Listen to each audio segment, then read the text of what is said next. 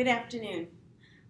My name is Sarah Orr, and I'm here to help inform and educate our medical population who are serving our nursing homes. We have our CNAs and our nurses, and anybody and everybody who wants to come in and learn how to better take care of our elderly patients. Our population is specifically focused on those who are in nursing homes, resting homes, those who are aiding those who may not always be able to take care of themselves, or inform those who are able to take care of themselves the importance of oral health and the correlation between oral health and systemic health. So I appreciate your time. I appreciate the fact that you're taking time out of your schedule to come in and get educated on how to better assess and take care of our elderly. The thing about this is that we know that with simple instructions and simple improvements on our daily oral health routines, we can increase the quality of life and decrease the risks of so many systemic problems, and we'll go over those in detail. So thank you again. We appreciate the fact that we're here. We also want to set up a precedence that you guys have taken a pre-test. Some of the questions on there you may have known, some of them you have no clue and you took an educated guess. Either way, you know what? The nice thing is there was information that really you may not know. It's the information that we're going to go over today. And so we want to assess if there's any knowledge gained and how successful this is in teaching you the importance of all of the daily oral health for our elderly. So following our presentation and our slide, we're going to have you stick around and take a post-test. And what that's going to tell us is the knowledge gained, if there was some things you understood, how well you understood them, and that you could maybe go back and implement the information that you have. And again, the desire here is to improve the oral health and decrease the risks of systemic problems for our elderly. Okay, so let's go ahead and get started. So let's go over our objectives, things that we want to accomplish today. So the first thing is establish a correlation between oral health and systemic health. We want you to know what happens up here has a direct influence on what happens everywhere. We want you to understand the cause of tooth decay and gum disease. We want to help show, so now that you can know what it is and how it establishes it, we want you to be able to prevent those things, right? To keep things healthy. We want to help maintain a state of health. We want you to develop an individualized oral health care plan. The importance of this is we know that your health is completely different. So is our mouths. So is our oral health. So you might have a denture, you may not. You might have a partial, you might have crowns. You might suffer from some xerostomia from extremely dry mouth. Each of those require a little bit of a tweak in your individualized oral health care plan for your residents. We need to look at people as individualized and customize a plan specifically for them to address their needs. So, when we see things that we're not familiar with, that are unusual, that are beyond what our scope is, we need to have the knowledge of when to refer to a professional or someone who knows more than we are. We need to say, you know what, I've been looking at this little sore for the last 14 days. It is not improving. In fact, it's kind of getting worse and it's changing. This would be a great indicator that, you know what, I don't know what it is. I know that there's something unusual and it's not improving. I know that it's time to refer out and have that knowledge to say, I've done the daily oral health assessments. I've looked in there. I know that there's something else that needs to happen. So those are the objectives. That's what we're wanting to accomplish today. Let's start at the beginning, bacteria. It is the cause of a lot of this stuff. We know that bacteria causes periodontitis. Studies have shown that it can promote and exacerbate chronic inflammation, contributing to chronic conditions that include heart disease, cancer, chronic bronchitis, stroke, diabetes, and even Alzheimer's. So studies are continuing to come out informing us that really what's going on in here is causing chronic inflammation. And that is contributing to all these other systemic problems. Okay, studies have shown that gum disease can cause an increase in risk for heart disease and stroke. Again, we know that periodontitis is a chronic inflammatory process, and we know that it can increase or exacerbate the risk for heart disease by 20%. This is significant. We also know that women with periodontal disease have a 14% incidence risk of developing cancer. The most is the breast cancer, but we have a greater risk for lung cancer, esophageal, and melanomas. Again, all associated with what's going on in our mouth. Crazy. Okay, we know that the oral bacteria along with poor oral hygiene can increase the incidence of pulmonary infections, especially nasal pneumonia. Studies have shown that with daily brushing and flossing, the frequency of hospital-acquired pneumonia not associated with a ventilator decreased by 90%. Is there a direct correlation? Absolutely. Absolutely. What's going on here does make a difference, and you have the power to change that. You have the opportunity to improve that quality of life. So the study is referring to a VA hospital in Salem, Virginia, where they just hired someone to take care of and debride the plaque, brush and floss or clean in between the teeth of their residents. They saved an annual percentage of an annual amount of $1.92 million. I'm thinking the money, the $1.92 million, well overpaid for that medical assistant. I'm thinking she's not making that kind of cash.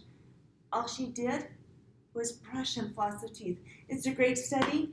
I have the resources if you ever want to inquire more. Okay, we also know, and this is, again, really prevalent, especially we're working more and more in conjunction with doctors. We know that the residents with diabetes and severe periodontal disease are more likely to die from complications. So there was an 11-year-old study of 628 people found those with severe gum disease had 3 times the death from heart disease and or kidney disease compared to those with mild or gum disease. We also know that you cannot control your blood sugar if you can't control what's going on in your mouth. They're reversible. So, again, it's really hard to control the inflammation process that's going on. Even if you've had the good, nice, deep cleaning, if you can't control your blood sugars, they're interconnected. What goes on here has a direct effect of what's going on everywhere. Recent research has revealed that bacteria in the dirty gums contributes to the developmental of Alzheimer's Alzheimer's disease. Again, this has to do with that chronic inflammation. We know the things that are going on from head to toe. It's all connected. So let's start with plaque. We've talked about this bacteria. Guess what? This is where it likes to live. It's hanging out. Man, it's great. So it's warm, it's nice, it's got a great food supply, everything we have right in here. They'd love to call home. And so as that plaque is accumulating and it's building, it's also releasing, like every living thing, toxins, endotoxins, waste. Okay?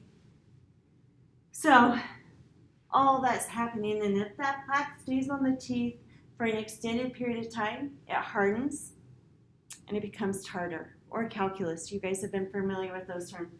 And you know what? These gums are like, what's going on? And they're infected and they're red. And you have these ridges, and guess what's loving to live in that area too? Exactly. That's right. The bacteria. Everything that is going on, and so it's progressing, it's getting worse, and it's irritating. Your body's response is like, I want to take care of this, and it's not able to. Okay? So the plaque harbors that bacteria, like we said, that can go directly into the bloodstream. This bacteria is toxic and contributes to systemic health conditions, like I said, heart disease, stroke, diabetes, pneumonia. We know Alzheimer's disease. So here it is. All this bacteria gets in there. It's loving life. It's great. Life is good.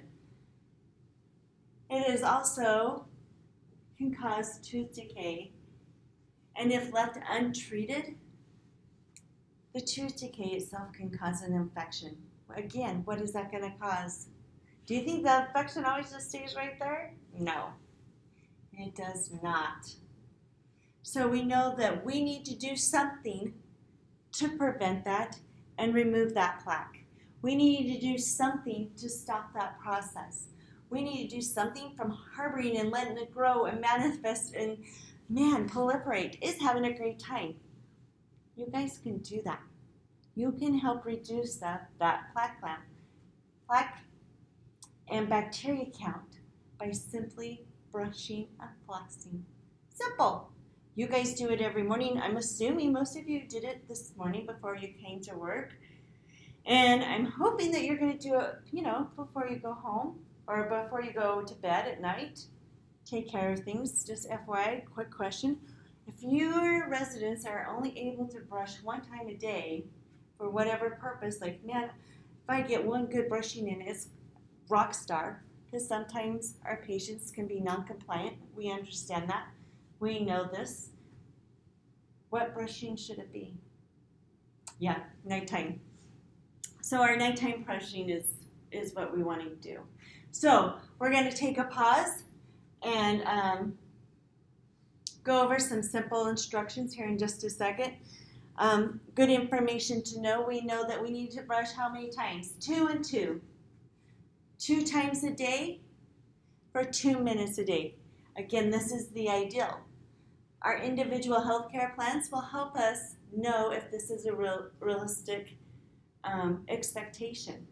I imagine for a lot of it, it is.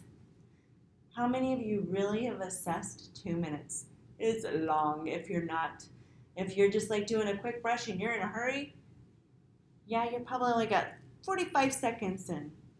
And I know all of you are busy, and I know that you're trying to get in and out, and you have a lot of people to take care of. Try and get a full 2 minutes in. 2 times a day. That is the ideal standard. Okay, we want to do it once in the morning, once at night. Make it a routine. Our residents like routine, and if they know what is expected, they say, yeah, this is what it is. We know that we can do that. This is how it's going to be. Okay, a song is about 2 minutes. If you like radio, if you like to do something, play a song. If you play the same song, it becomes part of their routine.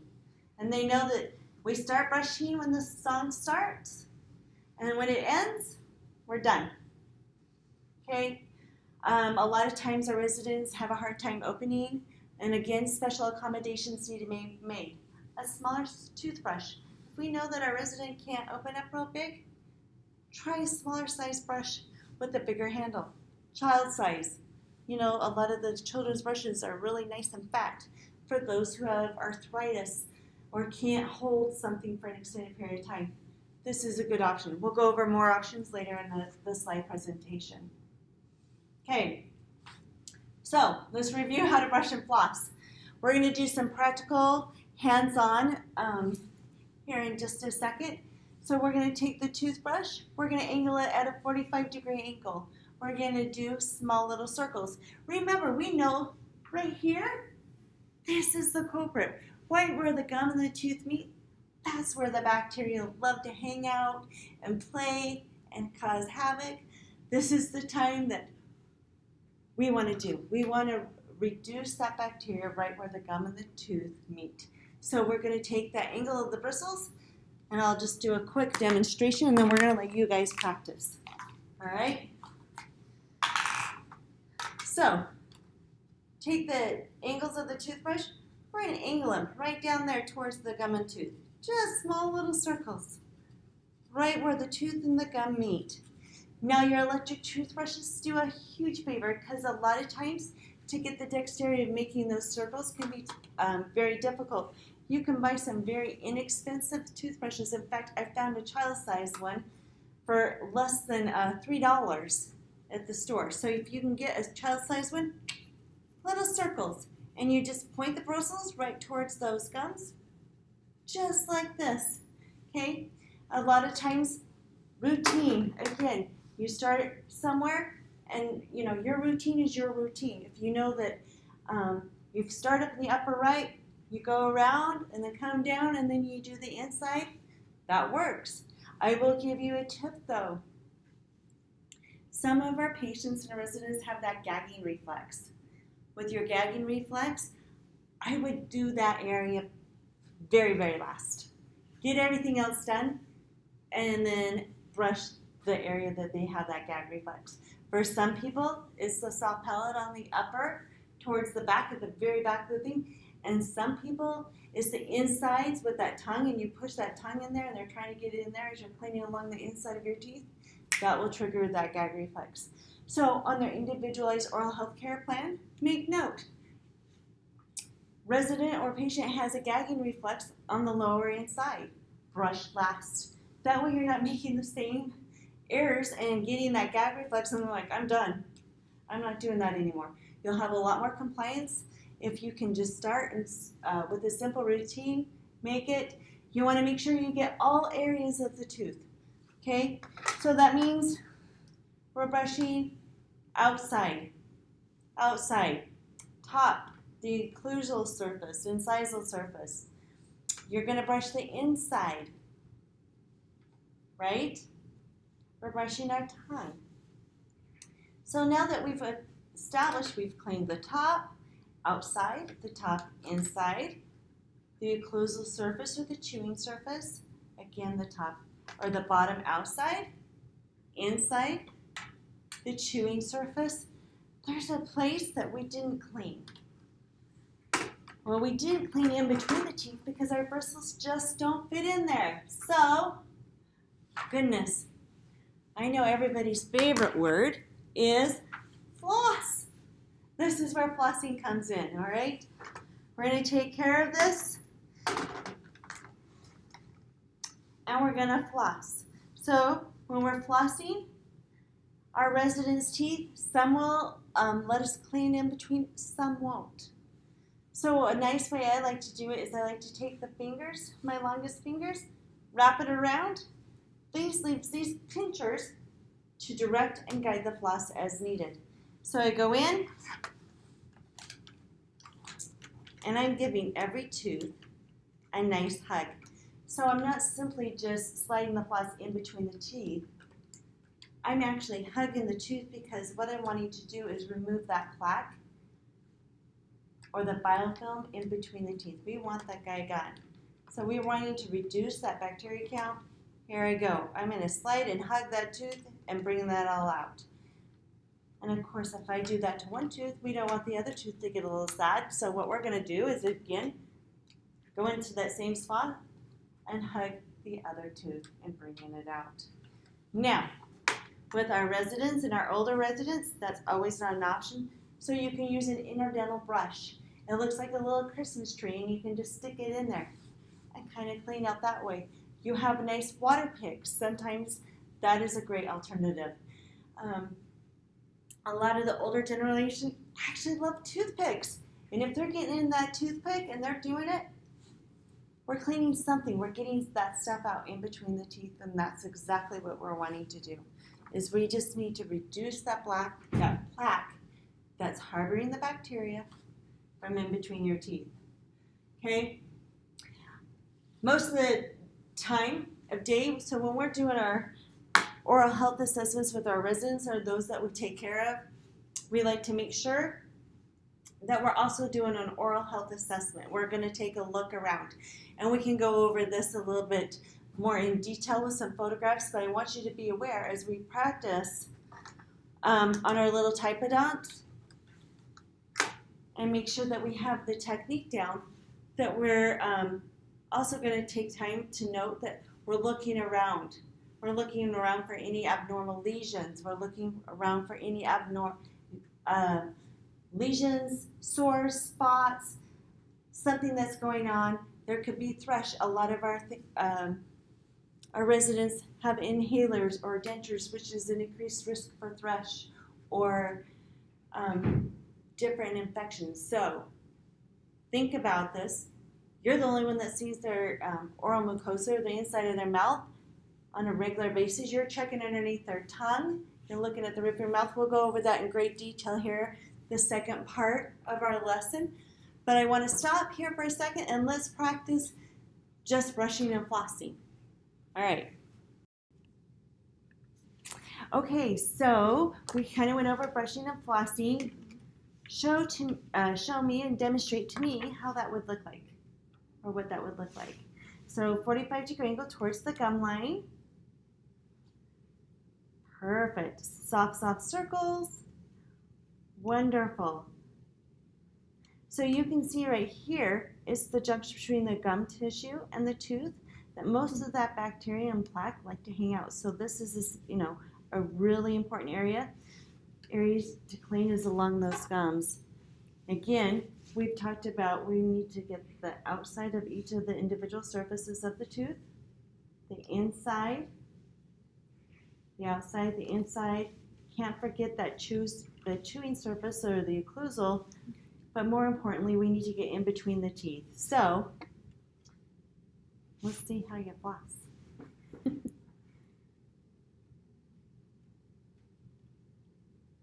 Slide it right in there and hug each individual tooth, because we want to strip that biofilm or bacteria off the tooth. That looked fantastic. C shape. Exactly. Perfect. Great job. Thank you. What do you think? I like the lesson, but I was just wondering what if the patient doesn't want to cooperate while we're trying to brush their teeth? Yeah, because a lot of your residents don't. They're not super happy about you coming in. Again, depending on what the situation is, we could do a couple things. If they're just really not wanting you in their mouth at all, give them a job, give them a purpose. Say, oh, you can hold this. Can you please do me a favor? And they are thinking and concentrating on holding this. It's an important job. Like a distraction. So it's a great distraction. The other thing that we've known is, you know what? We've been brushing our teeth forever. Our elderly have been brushing their teeth forever and a day. So sometimes if we can start the chain of command and start them and have them hold the toothbrush and kind of go over and start, well, let's do this here. Start the brushing and kind of guide them. We can actually walk away and let them do it, because that muscle memory will come right back and they'll finish the job for us. So